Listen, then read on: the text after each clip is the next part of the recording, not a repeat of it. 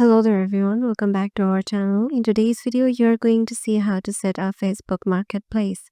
So to do that, let's head over to our Facebook application first. And if you can't navigate to the option, there might be some problem. And let me show you the ways you can try.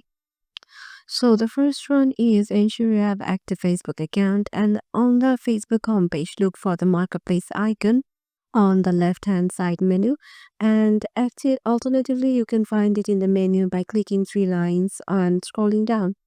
If you can't see the marketplace, you might need to scroll down and tap on see more to reveal the hidden options.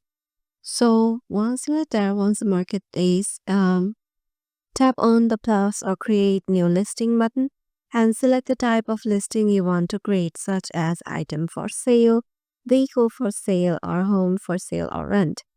So, and in here, clear when lit photos are crucial. Make sure the title is accurate and the description is detailed and informative. Determine a fair price for your item and indicate whether the item is new, used, or in good condition. Include the details like size, color, model number, or any other relevant information. And review your listing to ensure all information is correct. And click publish to post your listing on Marketplace. So, yeah. And there's some additional tips for selling on Marketplace. This helps buyers to find your listings more easily, so that you have to use some keywords, relevant keywords, and join relevant Facebook groups. Consider joining in groups that focus on buying and selling in your area. Build a trust or the seller profile, respond promptly to your inquiries, and so on.